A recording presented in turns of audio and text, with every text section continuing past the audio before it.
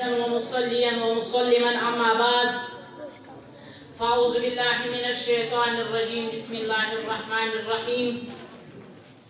قل هل يستوي الذين يعلمون والذين لا يعلمون صدق الله العظيم الحديث الشريف قال رسول الله صلى الله عليه وآله وسلم خيركم من تعلم القرآن وعلمه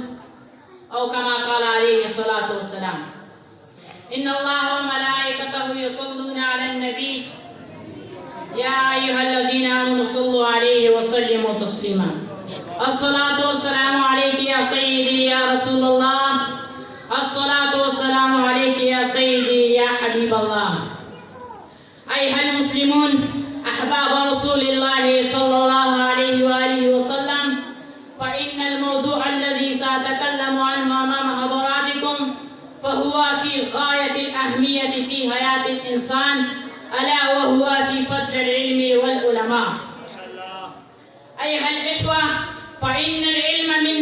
من الله التي أنعم الله بها علينا فهو سبب من أسباب الخير والبركة والهداية والرفعة بين الله تعالى أهميته وفضله في كتابه الكريم وعلى لسان حبيبه عليه الصلاة والسلام. أيها الإخوة قال الله تعالى يرفع الله الذين آمنوا منكم والذين أوتوا العلم درجات فقال العلماء أرفع درجة من غيره من الناس. وأيضا أيها الأحبة أن الله تعالى لم يأمر نبيه عليه الصلاة والسلام بالاستزادة من شيء إلا من العلم حيث قال له سبحانه وتعالى وقل رب زدني علما. إخوة الإسلام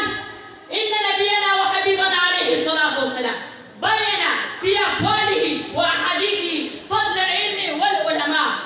فقد روي عن أبي الدرداء رضي الله تعالى عنه قال سمعت رسول الله صلى الله عليه وآله وسلم من سلك طريقا يطلب فيه علما سلك الله به طريقا من طرق الجنة وإن الملائكة لتضع أجنحتها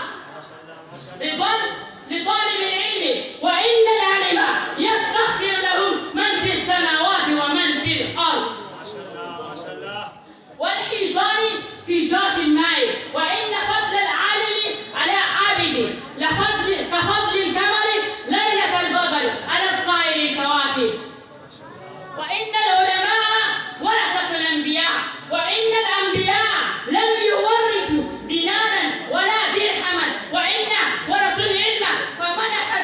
أخذ بحظ وافر رواه أحمد وأبو داود. أيها الأحباب إن هذا الحديث حديث عظيم في أهمية العلم وفضل العلماء فإنه دل على أهمية العلم.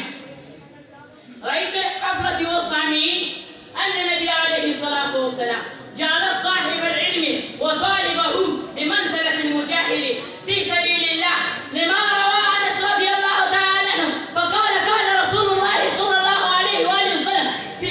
من خرج في طلب العلم فهو في سبيل الله حتى يرجع. أيها المسلمون إن فضل العلم لا يخفى على أحد إذ هو المختص بالإنسانية لأن جميع الخصال سوى العلم يشترك فيها الإنسان وسائر الحيوانات كالشجاعة والقوة والجود والشفقة وغيرها سوى العلم وبه أظهر الله تعالى فضل آدم عليه الصلاة والسلام على الملائكة وأمرهم بالسجود له عليه الصلاة والسلام كما قال الله تعالى في القرآن الكريم وإذ قلنا للملائكة اسجدوا لآدم فسجدوا إلا إبليس.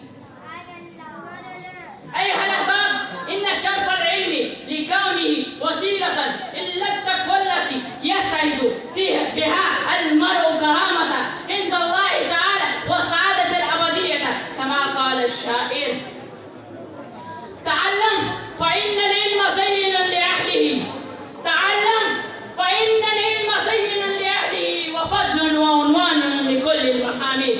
وآخر دعوانا الحمد لله رب العالمين.